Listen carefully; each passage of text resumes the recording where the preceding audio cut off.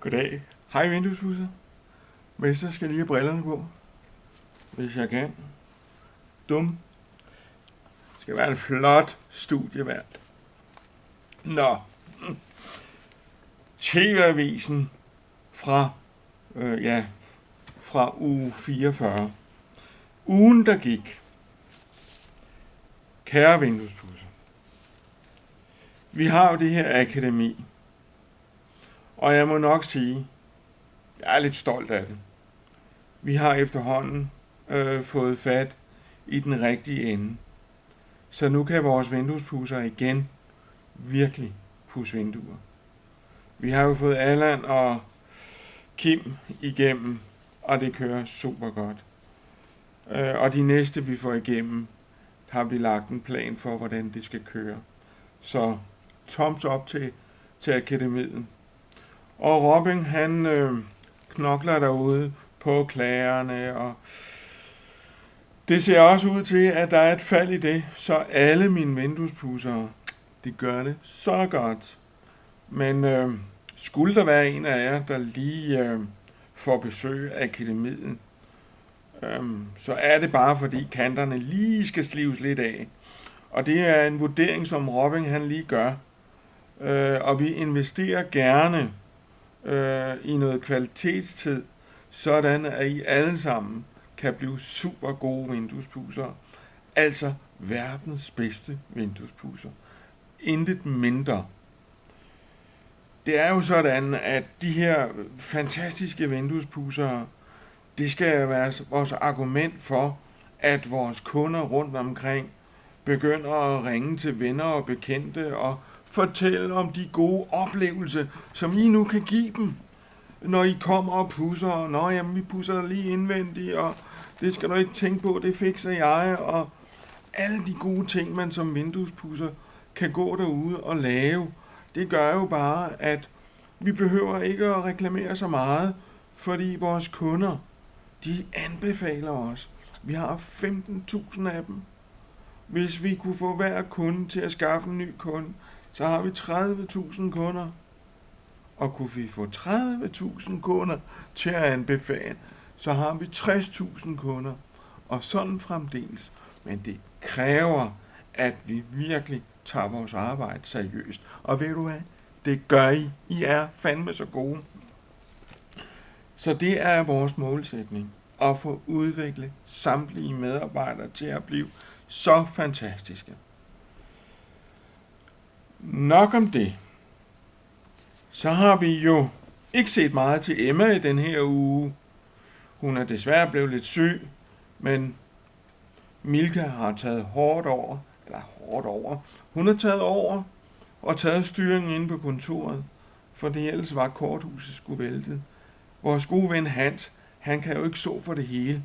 Han knokler også derinde.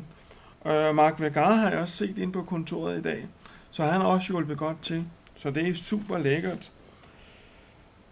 Så har vi jo fået nogle nye folk, som jeg selvfølgelig gerne vil fortælle lidt om. Vi har fået Johnny ind. Det er jo Emmas gode ven. Han har været med akademiet i et par dage. Og så har vi fået Mike ind, som er med. Og på fredag får vi en mere ind, som hedder Ivan. Og han skal så med akademiet i næste uge. Han kommer så lige ind fredag og begynder at lære alle grundfiduserne, så han ikke skal starte helt fra bar bund af på mandag, når han skal med akademiet. Så det er... Der er virkelig styr på det. Og så vil jeg gerne fortælle jer lidt om nogle tanker, jeg går og gør mig. Jeg har talt med en af mine medarbejdere i dag, som vi ikke ser så meget om fredagen. Og jeg synes, det er lidt ærgerligt, at man vælger at blive væk om fredagen. Men der kan der være mange grunde til. Og nogle af grundene kan også... Jeg tager lige dem af. Vi skal lave noget nyt. Og det er fint nok. Men det er ikke fint nok, hvis man så også undlader at snakke med mester.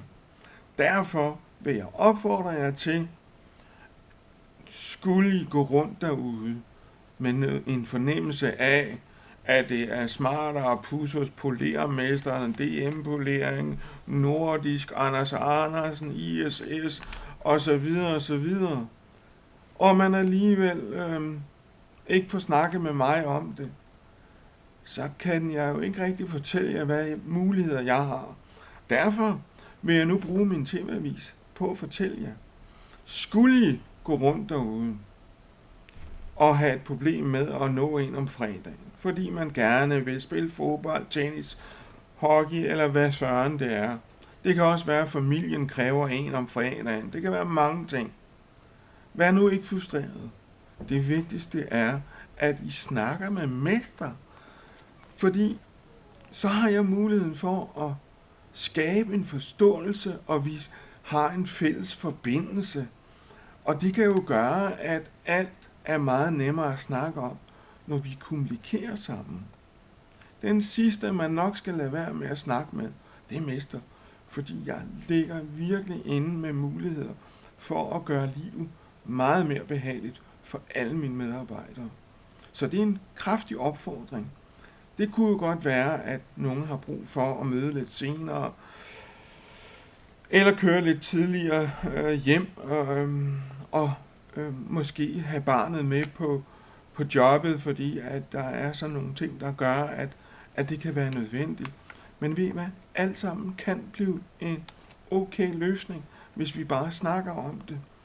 Så brug kommunikationen.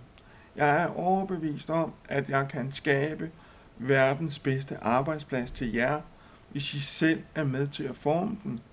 Nu har jeg efterhånden fået skabt et lønsystem, som er verdens bedste.